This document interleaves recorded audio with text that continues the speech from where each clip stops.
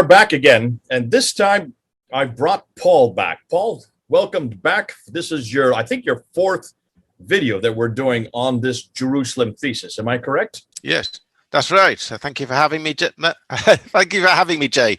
Listen, Paul, you're going to be saying things that are controversial. And before people jump all over Paul, let me explain what's going on.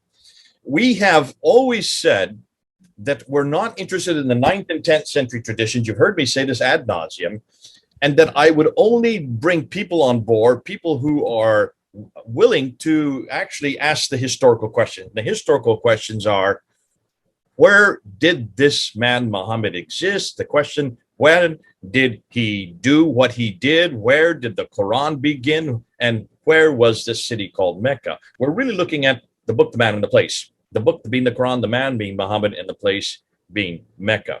Now, Paul's not interested in Mecca. We're not going to talk about Mecca. He may refer to something to do with the Quran, but that's not important. What he's really interested in is this person, Muhammad. And he introduced this, what he calls the Jerusalem thesis, in the previous videos that we did earlier. Now what we're doing is we're now moving into a second stage, and he's going to do a third stage and a fourth stage. I've already brought Joe on board. You saw what Joe did, and he caused a huge furore with his claims concerning the Sadducee element of who Muhammad was. I had Mel before that. We've already had Murad. I'm about to be bringing in Odon Lafontaine from France, because I want to get these guys who are doing this type of material in the 7th century, and they are only interested in the 7th and 8th century, the centuries that really Islam originated or was created, and they're only using material from that period. And that's what we're asked to do as historians, looking at names, dates, places, events, and also timelines. We want to do that so that you, the viewers, can come to your own conclusions. I've asked each one of the people who have come on board to come to their own conclusions. You may not like those conclusions, and that's the beauty of YouTube. For heaven's sakes, just comment. And they will look. Paul has promised, so has Joe promised, so has Mel promised, and so will Odon Lafontaine promise, that they will look and read your comments, and the ones that are serious, they will respond to, because this is how we learn. This is how we try to find out what actually happened in the 7th century. What was going on way down there in the Hijaz, there in Mecca and Medina? Well, did this man really live down there? Did he exist down there? Did he do what he did? Did he receive a book called the Quran? And did he create this religion called Islam that we're engaging with publicly? And I've been doing it for almost 40 years. Paul, you've been doing it for about 3 years now. And what Paul's going to do may be controversial. Some of the things he's saying today, you will not like. That's okay. Paul has agreed that he will take on any comers, right, left, or center. Please don't hurt him, but engage with him. And we're not going to take trolling. We will not take trolling. If there's any trolling against Paul, I will throw those comments out. We want serious engagement, because this is serious business. And what Paul's going to be introducing today is serious information.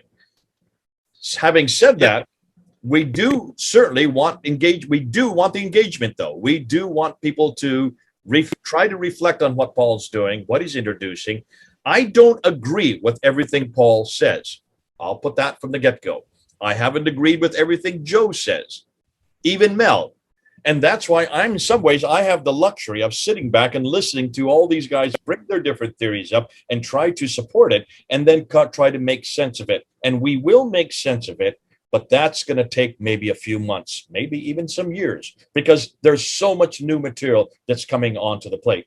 So now I've done my introduction. It's over to you, Paul. Try to convince us about this Masjid al-Haram and this Jerusalem thesis. Where did this all take place? Who were the main characters? Who were the main players? And how is it? You're not going to answer this one today, I know, but eventually you are going to answer, how did Islam begin? Over to you. Right. Well, I'm trying to build up gradually. I'm trying to start with my first of all with equating the Masjid al-Haram with Jerusalem, because that is my first big idea. May I screen share at this stage, Jay? Right. So very, very quickly to summarize what I've said before and what others have said before, there are many attributes of the Masjid al-Haram in the Quran that are shared by the Jerusalem temple. The Quran mentions the Masjid al-Haram, it's very important to it, and it gives us various little pieces of information, and every single one of the pieces of information that the Quran tells us matches the Jerusalem temple very closely. So, for example, the Quran calls it my house, talking in the voice of God, in the divine voice, and the temple is called God's house right the way through the Bible in the Old and the New Testament. The Quran tells us the Masjid al-Haram was at a location assigned for Abraham, the station of Abraham, and it connects it with the testing of Abraham by the instruction to sacrifice one of his sons, and it tells us that this is where his progeny lived. Well, again, the Jerusalem temple is at a place that is assigned for Abraham. It is where Abraham sacrificed, or was due to sacrifice, his son, and of course Jerusalem, more than any other city, is where one associates with the progeny of Abraham of living, because it has been the capital of Jewish states and Jewish kingdoms over the centuries. The Quran tells us the Masjid al-Haram is the Kaaba, the cube, and the Holy of Holies of the temple was cube-shaped. The Quran tells us that it was the destination of a pilgrimage called the Hajj, and the Jerusalem temple was the destination of 3 pilgrimages, which are called the Hajj, and the hard G often becomes a soft G when Hebrew words are translated into Arabic. That's one of the learning points from the comments on a previous video. Someone made a little list of all the hard G's that become soft G's from Hebrew to Arabic. Gabriel becomes Jabril, and Gehenna becomes Jahannam, and so on. Hagar becomes the Hijra. So the Hajj becomes the Hajj. And the Quran tells us that the Hajj pilgrimage includes animal sacrifice. Well, one of the Hajj pilgrimages is focused on animal sacrifice. It's a Passover. And the Quran tells us that the Hajj involves circumambulation. It doesn't say how many times, but in Islamic tradition, it involves going round a cube 7 times. Well, in the Mishnah, the pilgrims go round the temple 7 times. It mentions head shaving. It says, you will enter the temple with your head shaved. And in Surah 48, this is connected with a vow that the people have made. And the head shaving in the temple, as I demonstrated on the previous video, was part of the Nazarite vow, or part of the Nazarite oath, so that people who take the Nazarite oath, when the oath comes to an end, they shave their hair off. They go to the temple, they shave all their hair off, and then they offer their hair that they've grown during the time of the oath as a promise, as a tribute, as an offering to the temple. So a close association there. The place of Bakar, which is mentioned in the Quran, is symbolic of the pilgrimage route to Jerusalem in Psalm 84. The place named Marwa is very similar to Mount Moriah. It doesn't take any great leap to form the connection that Mount Moriah becomes Marwa in Arabic, and that was, of course, the very place where Abraham was tested and where the Jerusalem temple was reputedly built. The other island, Safar, it was where Odin Lafontaine gets the credit for spotting this, as far as I'm aware, that Safar is an old name for Mount Scopus, which is a hill next to Mount Moriah. And Josephus, the first century Jewish historian, tells us that it was on Mount Safar that Jerusalem was surrendered to Alexander the Great. And this is, I would say, a story that is indirectly referred to in the Quran's story of Dhul Qarnayn, who, of course, is modeled on Alexander the Great. And finally, the Quran talks about going between Safa and Marwa. And if you went between Mount Moriah and Mount Scopus, where do you go across? The answer is the valley between them was traditionally the valley of Jehoshaphat, which is the valley of God's judgment, the place where God will gather all the nations of the earth together for judgment, which is the scene that the Quran itself tells on very many occasions. So I don't know how you would count this up. At a minimum, it's a 6, or the maximum, I think it's 9. But there are multiple connections between what the Quran tells us about the Masjid al-Haram and We're up the to 10 Jerusalem now. temple. I'm counting it as 10. So we just started with 6. There will be more to come, but the 10 that you have here will go with this for this episode. So that's where we got on my first video, well, my first interview, and since then I've looked at three other points that aren't necessarily the attributes of the Masjid al-Haram, but which pointed are in the Quran, which tells us that the Quran author was thinking about Jerusalem. Jerusalem was on his mind.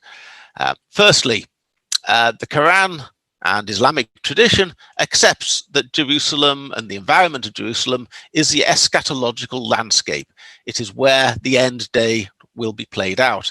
And one can tell this because the Quran mentions Jahannam 77 times, which is a version or an Arabic word originating from Gehenna. This is the valley where the wicked will be destroyed. And it intersects with the valley of Jehoshaphat. So it's not a coincidence here. The Quran is using the Jerusalem landscape to talk about the judgment at the end of days, exactly as Jesus talked about the sinners being thrown like darnel onto the fiery furnace of Gehenna, and just as Old Testament prophets had talked about Gehenna as well, that the Quran uses the same word and the same landscape. Secondly, Jerusalem had been the scene of God destroying an army with elephants, which is the story that the Quran tells in Surah 105.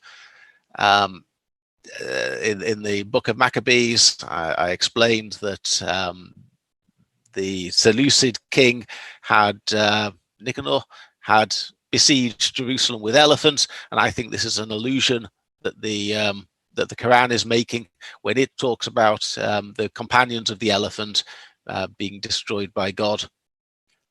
And thirdly, the very name Muhammad is a biblical epithet for the destroyed Jerusalem temple. It appears in the book of Ezekiel, where Ezekiel's wife is compared with the temple, his dead wife. He's told not to mourn because she will be resurrected, and not to mourn the loss of the temple because that will be rebuilt. And similarly in Song of Songs, the various parts of the fiancé, her beau, her lover, is being described as though it is as though it's the Jerusalem temple. So the name Muhammad would have been recognized by anyone familiar with the Hebrew Bible as a term for the Jerusalem temple.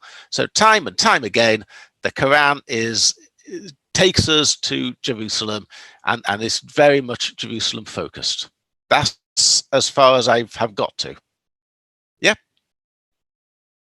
Good. Now you're going to introduce some new material. You've done a great job of giving us a review of all the videos you've done up to this point. I've kind of lost count. I think it's maybe been like 4 or 5 videos that you have unpacked all of this. So in some ways, it's nice to get this review because we have it all on one sheet.